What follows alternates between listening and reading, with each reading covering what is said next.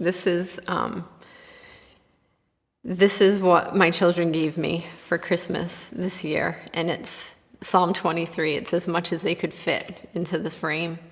And I've taught them from when they were really little to hide God's word in their heart. And this year, our family went through some really hard times, and this is when we really, this word kept coming back and really sustained our family.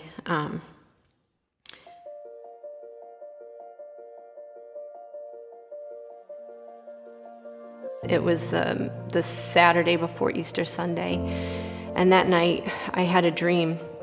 And in my dream, I'm holding this key, and I can see the key in my hand, and it's getting smaller and smaller until I drop the key. And I'm looking around for this key, and I couldn't find the key. And so I woke up, and it just stayed with me. And I didn't understand what the key meant, but it just was nagging at me. And I'm like, what is the key? And I'm just, talking to God in my spirit. And I didn't hear an audible voice or anything, but I just felt his spirit say, if I give you the key, are you going to trust me with all of this? And I'm like, yeah, yeah, I'll trust you with it. So Easter Sunday, we came to church, and Pastor Ken was given the Great Exchange sermon. And at the end, he's talking about, what it is we're going to exchange. And so I'm writing all of these things I want to exchange, and all this, all that I'm carrying of this insecurity.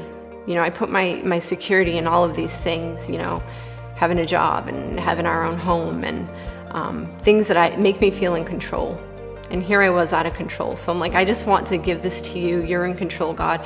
And then Ken said, come up and get your key.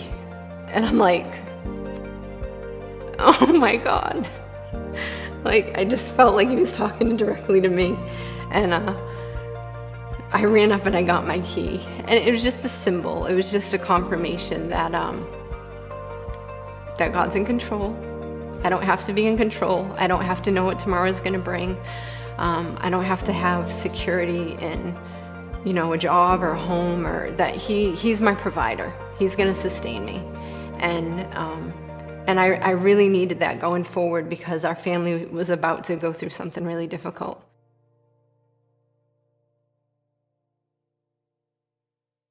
That's when it happened. Emma started to not feel well. And I thought, maybe she's coming down with the flu. And then that night, it was about midnight, she was having trouble breathing. And so I called my mom, and my mom rushed right over. And so we took her to St. Luke's. And by the time we got there, she was just really lethargic. Her eyes had these dark circles. She was struggling to breathe. And I'm like, I don't know what's going on. So they ran all these tests on her, and her blood, her sugar levels were through the roof. And the doctor said, we think she might have type 1 diabetes. And my husband and I were like, how can this be? We're really healthy. We have good diets. We didn't understand. So they immediately rushed her to Hasbro and put her in the ICU. And it was just like, things were okay, and then they weren't okay, just like that. And I just felt God, I'm like, I trust you, but like, this is a lot, can I trust? Yeah, can I trust you with this? And I just felt him, yeah, I got you. So there we are, we're in the ICU, and her body was shutting down. And had we not brought her to the hospital that night, she probably would have died.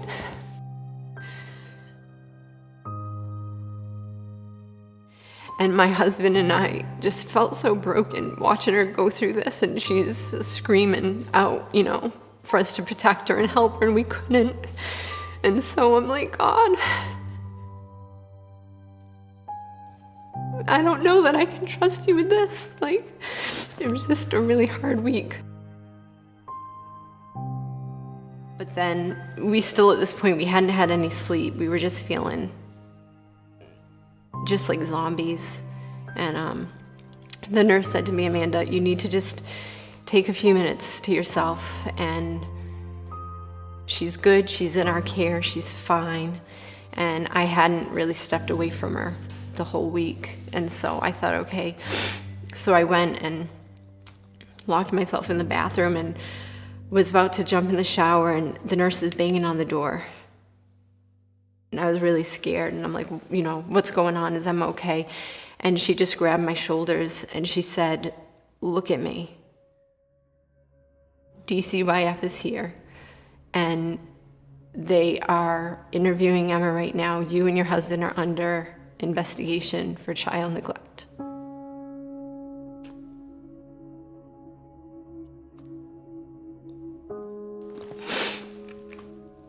And so I'm like, God, I just don't know if I can trust you with this. Like, why? I feel so broken right now. This has been too much. Like, I sent a message to Pastor Gabe and to Grace and to Ken. And Kenneth sent me a text with Psalm 23 in it. Here again, it's the same psalm, kept coming back.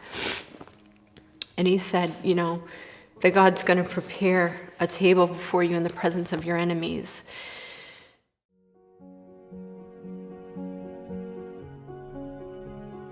I started to just really claim God's word, and all of His word that I've hidden in my heart over the years. That no weapon formed against me is going to prosper, and that the Lord, He goes before me and He's with me and He's my rear guard. And I started proclaiming all the things that He's going to work all of the things for good to those that love Him, and all of these verses that I had memorized and put in my heart were then coming alive and sustaining me through this time. And so eventually Emma was at a point where she could be released out of the ICU.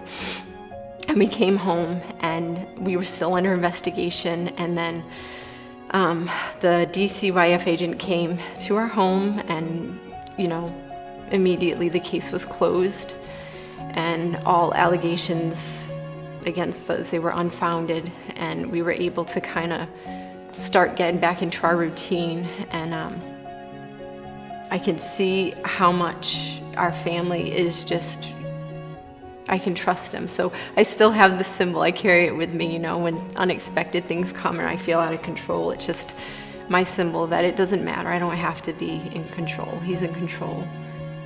All of the things now that I tend to worry about, it's not in my control. I'm like, you've got this, God. But during that time, I look back, and another thing that's huge to me, when I was thinking, why would you bring us back to New Bedford? Not only did He bring us back to New Bedford, He brought our family back here to CFC. This is the church that I first gave my life to 20 years ago. And this is the church where there are 2 other girls, Emma's age, that have type 1 diabetes, and Jonas, right? So we're in a church. God knew. He knew the support that we would need when we'd go through this. He knew where we needed to be. So yeah, in the end, He's the one that's glorified. So I was able to make that exchange and hand that over and hold on to that truth every day.